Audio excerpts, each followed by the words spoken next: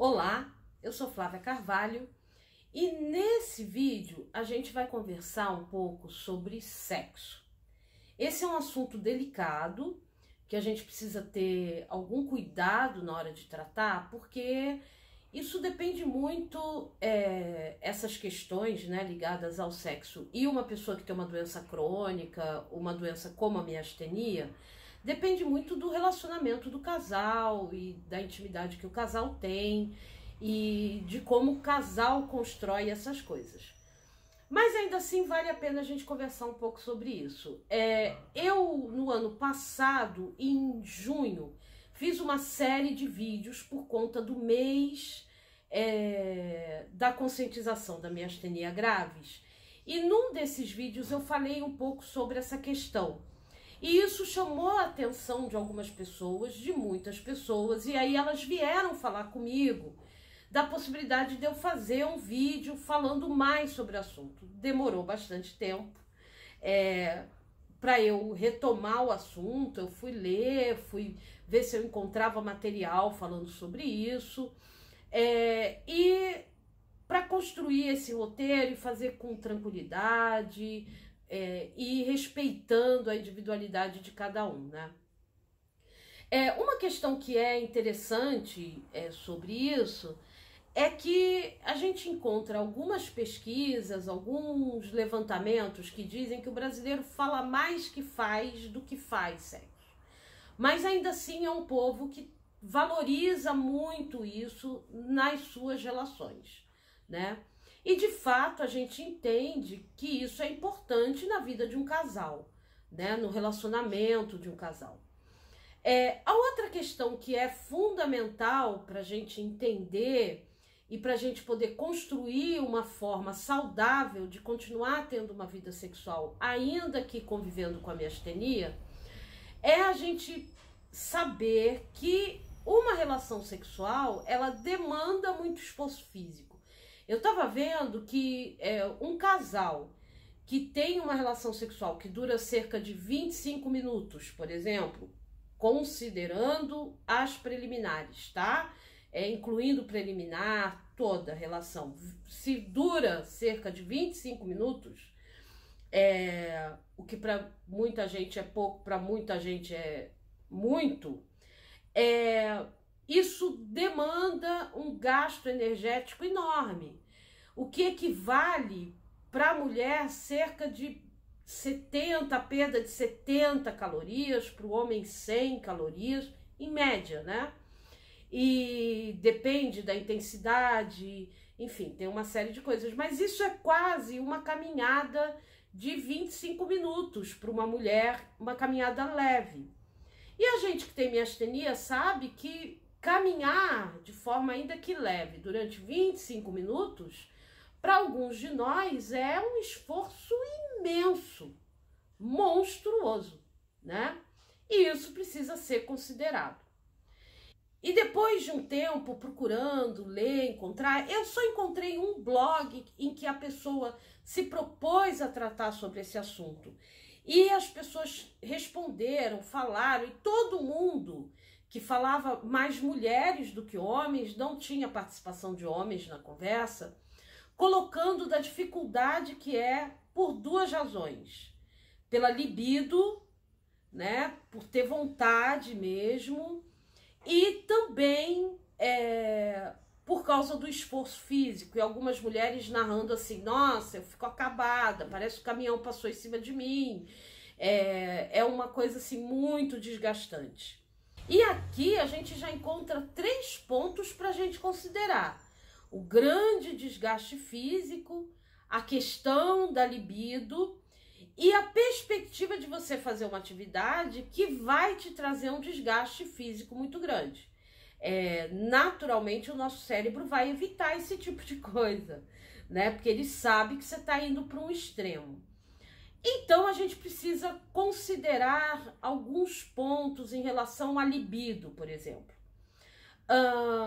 Tanto homens quanto mulheres, um dos maiores motivos que você encontra nas pesquisas, nos estudos sobre sexualidade humana, eu fui ler sobre isso para ver Um dos maiores motivos dados, né, das razões dadas para que as pessoas não tenham tanta libido ou não pratiquem sexo com tanta frequência como gostariam, são motivos bem significativos para nós, né? É o cansaço físico, estresse, problemas de saúde, problemas financeiros, problemas no trabalho, coisas que ocupam a cabeça da gente, desviam a nossa atenção, o nosso desejo, né? Minam com isso. Para as mulheres aparece bastante a questão da autoestima com o corpo, né? Mulheres que dizem que não se sentem à vontade, que estão acima do peso, ou que estão muito abaixo do peso, ou que é o seio assim, ou a barriga assim. Para a mulher, mais que para o homem, não que para o homem isso não conte, mas para a mulher, mais que para o homem, parece que isso influencia mais, né? Para o adiamento ou para a diminuição da libido. Nós ainda temos uma outra questão, né, que é a medicação. As pesquisas falam de medicação de bebida alcoólica, de cigarro, para homens e mulheres, né? E nós tomamos medicações que alteram o nosso corpo, então já tem uma questão relacionada lá atrás. Parece que eu só tô dando notícia ruim, né? Mas calma, eu vou chegar lá. Quer dizer, já afeta, e a medicação que a gente toma também não é uma medicação leve, né? Que muitas vezes vai afetar a libido. O fato de você estar lidando com um estado de saúde crônico, né, que está afetado de forma crônica, isso mexe com a nossa autoestima, mexe com a nossa cabeça, mexe com o nosso corpo, e é normal a libido ser afetada. Mas tem um outro fator em relação à libido, que é a idade, porque a maioria, não são todos, a gente sempre fala disso, mas a maioria das mulheres atingidas pela miastenia são mulheres que estão na meia-idade. E isso já é um fator que diminui a libido da mulher, porque ela está perto da menopausa. E os homens com miastenia normalmente são homens mais velhos que são atingidos, que também já vão enfrentando uma queda da questão da libido, né? Para a atividade sexual. Então a gente tem esse monte de coisa aí para lidar. Mas isso significa que então não tem mais jeito para mim? Não, né? A gente tem que encontrar caminhos, porque isso é importante para quem vive relacionamentos, para quem tem um parceiro ou uma parceira. Isso é uma coisa que faz parte da vida, que faz bem pra gente, pra nossa cabeça, pro nosso estado físico, mas a gente precisa encontrar caminhos. E aí aqui, como eu não encontrei lugar nenhum falando, nem nenhum profissional se preocupando em falar sobre isso, eu vou tratar com vocês aquilo que funciona pra mim, tá? Eu vou falar pra vocês o que funciona pra mim. E aí você tem que buscar como é que você faz isso com o seu parceiro ou com a sua parceira. A primeira coisa é diálogo, conversa. E os homens devem estar falando, vem papo de mulher aí. Mas é isso, gente. É diálogo, é conversa, né? É conversar e colocar a questão. Tanto quem lida com o miastênico como o miastênico. Apontar que, olha, eu tô sentindo falta disso, mas a minha libido tá mais baixa, né? Ou eu estou sentindo falta, mas me parece que eu não posso chegar perto de você que você vai desmontar. E a sensibilidade do casal de perceber o momento da miastenia. Porque há momentos em que eu estou com a miastenia ativa de uma forma que, mesmo que eu quisesse, não tinha condições. E isso é parceria, é casal, né? E quando você consegue trazer isso para o diálogo, você consegue conversar, você consegue tratar disso, os laços, a intimidade se estreitam, né? Se aproximam, porque você consegue colocar isso. Mas você consegue colocar também quando você tá com desejo, tá com vontade, e algumas coisas precisam ser tratadas nesse ponto. Pelo menos comigo foi assim. Uma delas, e aí é o segundo ponto, o primeiro é a conversa, né? O diálogo, falar. olha, acontece isso comigo, eu tô insegura com relação ao meu inchaço, eu tô insegura com relação à perda do meu dente, eu tô... E aqui eu queria dizer uma coisa, se você é parceiro de alguém que tem miastenia, uma mulher que tem miastenia, um homem que tem miastenia, eu vou, pelo menos comigo, tá? De repente pode ser diferente para as outras pessoas, mas assim, procure evitar você puxar esse assunto. Não o assunto do sexo, o assunto da mudança do corpo, sabe? Procure evitar. Porque é muito desagradável, seria muito desagradável, por exemplo, uma pessoa chegar para mim e falar assim: olha, você tá inchada, tá com essa bochecha enorme, tá com esse estômago imenso, tá com essas pernas finas, mas eu te amo mesmo assim. Acabou comigo, né? Acabou. Nossa, você mudou, tá banguela, mas eu te amo mesmo assim, né? Fala, eu te amo, eu continuo tendo desejo de você, ok. Mas não entra nesse detalhe. Se o miastênico, a pessoa que sofreu a mudança, falar que isso é uma dificuldade para ela, eu tô insegura porque eu tô com... A gente fica com uma barriga enorme, né? Eu tô mais velha, eu perdi os dentes e eu não aguento mais nada, eu não consigo mais fazer. Aí você fala, olha, independente disso, eu ainda te amo. Né? Isso pra mim não é importante, fica a dica. É legal ouvir isso. Eu não tô vendo isso, eu amo você. Eu não amo a aparência que você tem.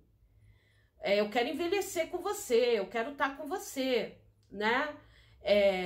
Como vocês podem ver, eu sou muito romântica. Então, assim, essas coisas pra mim fazem diferença, né? Mas quando a pessoa puxa o assunto, aí pra mim já é estranho, já é esquisito, né? Porque tá mexendo justamente naquilo que me incomoda ou incomodava.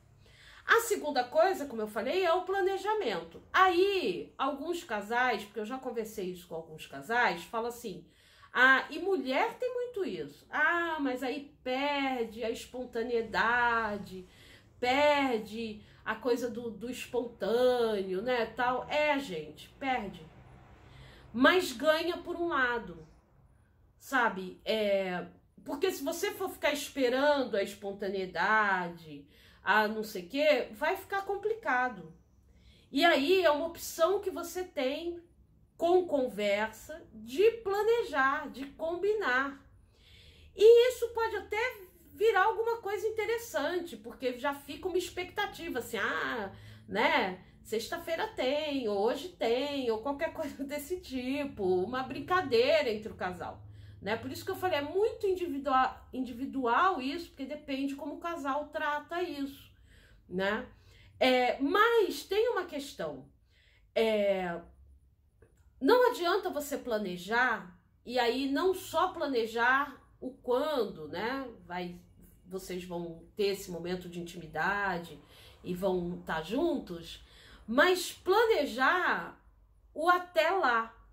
Porque não vai adiantar querer fazer jantar surpresa ou fazer, vou levar para jantar, um jantar romântico. Agora na pandemia nem dá, né, gente? Não se recomenda. Mas em outros momentos. Porque vai me levar para jantar? Sinceramente, eu vou voltar do jantar morta. Eu vou adorar ir jantar, mas eu volto morta. E aí a única coisa que eu quero é deitar e dormir. Então, assim, tem que ter planejamento, né? Se você que tem miastenia, procura nesse dia, antes desse momento, descansar, se resguardar. Porque também não adianta você, eu vou fazer um jantarzinho pro meu marido, não sei, aí você vai se cansar.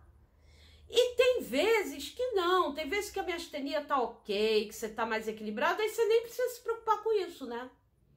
Mas quando você ainda tá sentindo muito dos efeitos, ou você ainda tá muito frágil, quando você tá ruim, gente, nem pensa, tá? Eu, pelo menos, vou ser honesta com vocês. Tô ruim, nem penso, nem adianta. Porque tem aquelas questões que afetam a mente da gente, né? Tô péssima, cara. Não tem nem clima pra ter libido nesse momento. Mas se eu tô mais ou menos, aí dá pra começar a pensar alguma coisa e fazer alguma coisa. Mas eu procuro descansar antes, sabe? Manter um repouso, não me envolver em nenhuma atividade que vai exigir fisicamente. A outra parte do planejamento, a minha neurologista, certa vez, ela sugeriu que eu desse o intervalo e visse como é que funcionava se eu tomasse um Mestinon antes. Eu não suporto, eu não tenho tolerância para tomar 2 Mestinons juntos, tá? Sei de gente que toma, mas não é a posologia que a minha médica me passou e eu sigo o que a minha médica me receitou. Então, o que eu faço é imaginar que eu vou tomar o Mestinon e aí depois de meia hora, 40 minutos, que é quando ele tá fazendo bastante efeito, eu vou começar a namorar. Porque aí eu descansei, eu tô descansada e ainda tenho o reforço do Mestinon. Fica a dica. A outra coisa é o planejamento para o depois, né? Para o depois, o que é o planejamento? É primeiro você apontar para o seu parceiro ou para sua parceira que sim, você tem a miastenia, mas ok, assim, treme, gente, treme perna, treme braço, treme, às vezes treme. E ok, é da miastenia. Quando chega num limite, aí você segura, né? Mas assim, faz parte, não tá me fazendo mal. É uma situação que a gente tem que passar junto.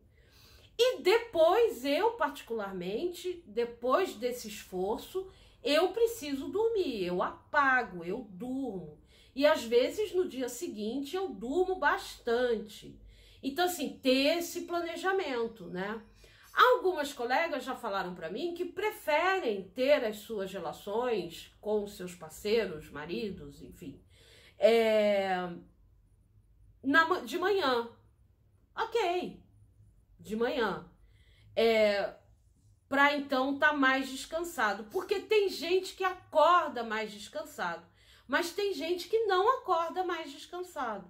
Não é todo mundo que acorda muito bem da miastenia, né? Eu, particularmente, eu acordo, eu preciso tomar um Mestinon, dar um tempo, que aí eu começo a ficar bem. E fico melhor de manhã que à tarde. Mas não necessariamente eu vou acordar com disposição para fazer um esforço físico, ainda que seja bom e ainda que seja prazeroso, né? A outra coisa que também é importante, eu já falei, né? Conversa, planejamento e conversa. Por quê? Porque às vezes, isso eu acho que é fundamental para quem tem ou para quem não tem um parceiro, uma parceira que tem um problema de saúde, né? Porque às vezes não rola.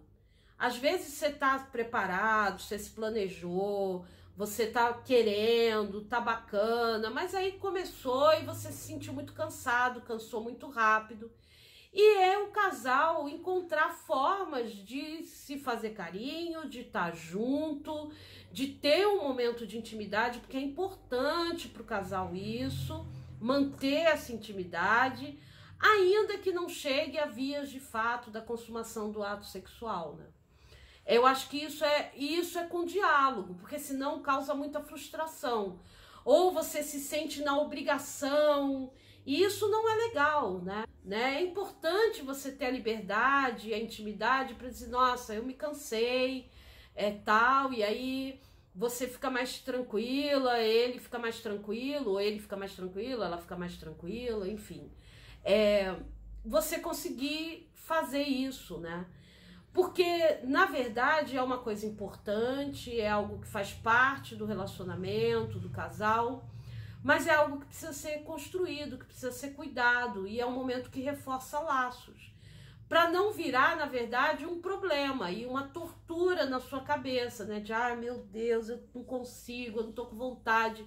Então, trabalhar isso, né? As coisas que costumam ativar a sua libido, o carinho, a conversa, se conversa faz isso para você, tem gente que não, mas É o carinho, a expectativa de um momento. Eu brinco muito assim, expectativa de um momento, tô me cuidando, tô me preservando, é um momento importante para mim.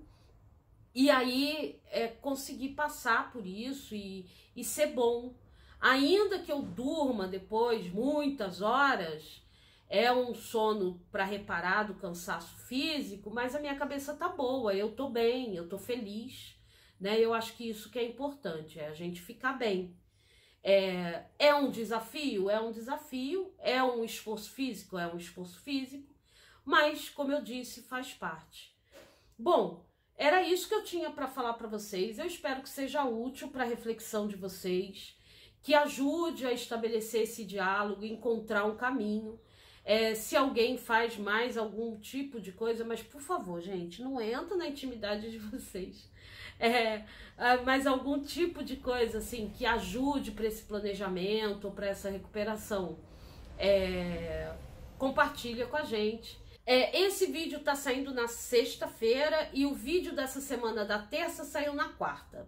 Semana que vem, se Deus quiser, vai regularizar, os vídeos voltam para terça e quinta, tá? É que essa semana eu não consegui, então ficou quarta e sexta.